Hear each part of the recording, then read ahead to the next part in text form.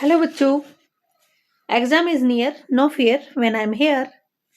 So let's start. Today we are going to revise summary of first poem of 10th class English. What's the name of the poem? Dust of Snow, written by Robert Frost. Dear students, आपके syllabus में दो poem दी गई है Robert Frost की, dust of snow and fire and ice. ये दोनों ही poem छोटी हैं, जितनी छोटी है उतनी ही ज्यादा इंपॉर्टेंट है। तो आज हम करने जा रहे हैं पहली पोएम की समरी। इस समरी को करने के बाद कोई भी क्वेश्चन होगा, चाहे वो सीबीएसई बोर्ड के सिलेबस के अकॉर्डिंग या एचबीएसई, आप आंसर इजीली अटेम्प्ट कर लेंगे। मेरे साथ बने रहिए पूरी वीडियो में ताकि आपका कंसेप्ट क्लियर हो जाए। So let's start. Dust of snow. Dust of snow is a highly symbolic and meaningful poem. जो पोएम हमारी डस्ट ऑफ स्नो वो सिंबॉलिक है। सिंबॉलिक क्या होता है? वर्ड कुछ दिया गया है, उसका प्रतीकात्मक अर्थ कुछ और होता है, कभी कहना कुछ और चाहता है, और मीनिंगफुल है। कोई भी पोएम जब हम पढ़ते हैं तो हमें कुछ कुछ सिखा के जाती है लाइफ में। The poet Robert Frost describes a small incident. Incident क्या होता है बेटा? एक घटना होती है। जो रॉबर्ट फ्रॉस्ट नाम का जो कवि है वो डिस्क्राइब करता है। डिस्क्राइब मतलब बताता है हमें। क्या बता रहा है? कि एक छोटी सी घटना that brings about a big change in his mood. एक ऐसी छोटी सी घटना घटी जिसने उसके मूड को ही चेंज कर दिया, बड़ा चेंज लेकर आई। घटना छोटी है, बदलाव बहुत बड़ा लेकर आई है। क्या हुआ ऐसा? क्या सीखा रॉबर्ट फ्रॉस्ट ने जिसकी वजह से उसको इतना अच्छा फील हुआ है? तो देखिए कौन सी ऐसी घटना थी। One day the poet is in a sad और होपलेस मूड। एक दिन कवि बड़े उदास थे, उसे कोई उम्मीद ही नजर नहीं आ रही थी, बिल्कुल अच्छा मूड नहीं था और वो जीना ही नहीं चाहता था। क्या हुआ ऐसा? कोई ऐसी लाइफ में घटना हुई होगी। ही स्टैंडिंग अंडर हेमलॉक ट्री। वह सीधा कहाँ गया?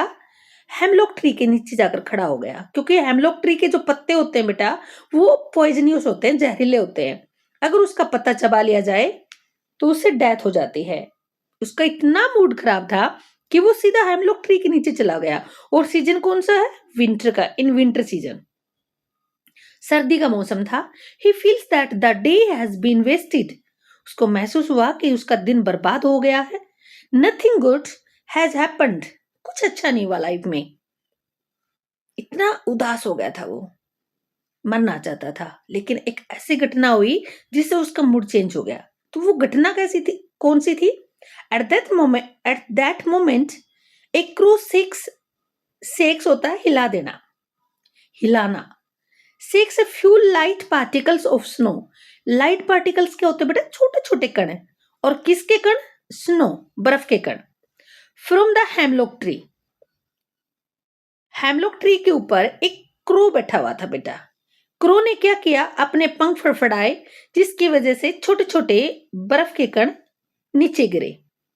This tree is a symbol of sorrow and poison और सैड हार्ट। इस ट्री को किसका सिंबल लिया गया बेटा? दुखों का या जहर का, या फिर आप कह सकते हो उदास दिल उसका, क्योंकि बहुत ज्यादा उदास था। मैंने कहा ना पहले ही सिंबॉलिक पोएम है ये। और सिंबॉलिक का मतलब पॉइजनस है उसके पत्ते, और सैड हार्ट को भी प्रस्तुत कर रहा है। कवि का बहुत ज्यादा दुखी दिल है। क्या हुआ फिर?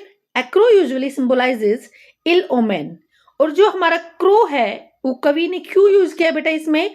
क्योंकि वो किसका सिंबल है? इल ओमेन, बुरे संकेत का। अनलक्की कह सकते हो, क्योंकि क्रो ब्लैक कलर का होता है और उसे कोई लक्की नहीं मानता, तो इसीलिए। लेकिन क्रो का यूज किया है, हेमलॉक ट्री का यूज किया है। ये दो नेचुरल ऐसी चीजें हैं बेटा जो शुभ नहीं मानी जाती हमारे समाज में। लेकिन कवि कहता है कि यही अशुभ चीजें ऐसी ऐसी आई मेरी लाइफ में जिसकी वजह से मेरी लाइफ ही चेंज हो गई। कैसे? This tiny shower of snow falls on the poet. ये छोटी छोटी बूंदे, शोवर होता है छोटी छोटी बूंदे बेटा। शावर क्या होता है? जैसे बाथरूम के अंदर शावर होता है ना, पानी से नहाते हैं तो शावर में बूंदे आती हैं। ऐसे ही बेटा यहाँ बूंदों के लिए, पार्टिकल्स के लिए लिया गया है कि जो बर्फ की छोटी छोटी बूंदे थी वो उसके ऊपर गिरी। This simple natural action immediately refreshes his mind. ये साधारण सा प्राकृतिक रूप से घटित घटना ने तुरंत, इमिडिएटली क्या होता है? तुरंत रिफ्रेश कर दिया। किसके माइंड को? कवि के माइंड को रिफ्रेशिस कर दिया, तरोताजा कर दिया। वो उदास था, बिल्कुल जीना नहीं चाहता था, कोई उम्मीद नजर नहीं आ रही थी, लेकिन अब उसका मूड बिल्कुल चेंज हो गया। क्या हुआ ऐसा? It brings a sense of Joy and hope. उस घटना ने उसके अंदर एक खुशी लेकर आया। वो उसने जैसे ही अचानक ऊपर की तरफ देखा तो देखा कि एक क्रो बैठा हुआ है और कुछ कण मेरे ऊपर गिरे हैं, तो उसका माइंड चेंज हो गया। और आपको पता ही है बेटा, लाइफ में हमेशा माइंड का ही काम होता है। माइंड सेट जैसा होगा हम वैसे ही सोचते हैं। तो उसका माइंड बिल्कुल सही सेट हो गया और उसे एक उम्मीद नजर आई। Clear? The gentle fall of snow makes him forget his sadness.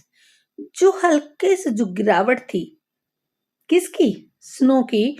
उससे वो भूल गया बेटा, अपनी उदासी को ही भूल गया, फॉरगेट कर गया कि वो उदास भी था।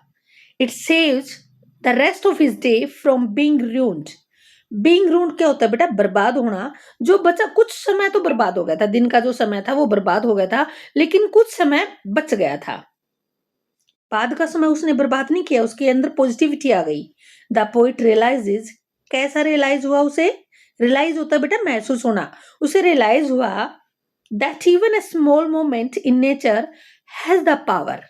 कि प्रकृति की एक छोटी सी घटना, एक छोटा सा क्षण क्या कर सकता है? ऐसी पावर रखता है कि उसकी फीलिंग्स को, हमारी फीलिंग्स को चेंज कर देता है। The crow's shaking off the dust is a symbol of the new awakening. Crow ने जो शेकिंग की थी बेटा, शेकिंग ऑफ होता है हिला के गिराना। डस्ट, डस्ट क्या है? छोटे छोटे पार्टिकल्स। जो उसने हिलाकर गिराए थे वो किसके सिंबल है? New awakening. एक नई सोच को जगाया था उसने कवि के दिल में। We should not underestimate small joys. इससे क्या क्लियर है कि हमें किसी भी चीज को हल्के में नहीं लेना चाहिए। अंडर एस्टिमेट होता है हल्के में लेना। स्मॉल जॉय, छोटे छोटे जो खुशियों के टाइम होते हैं या पल होते हैं, उनको हमें हल्के में नहीं लेना चाहिए। The poem teaches that little moments of beauty can bring great positivity. ये पोएम हमें सिखाती है कि छोटा सा पल, छोटे छोटे पल जो होते हैं वो महान, बहुत बड़ी सकारात्मक सोच को लेकर आते हैं। इवन ऑर्डिनरी और डिसलाइक्ड थिंग्स, जो साधारण या जिन चीजों को आप पसंद नहीं करते, वो थिंग्स क्या करते हैं बेटा प्रकृति के अंदर? In nature can create happiness. वो भी खुशियां ला सकती हैं, खुशियां हमारी जिंदगी में क्रिएट कर सकती हैं। Clear concept? अगर आपको ये पोएम कभी समरी अच्छी लगी है तो अपने दोस्तों के साथ जरूर शेयर करेंगे। इतना ही नहीं, जो स्टूडेंट नए आए हैं लाइक भी करेंगे और सब्सक्राइब भी करेंगे। Thank you.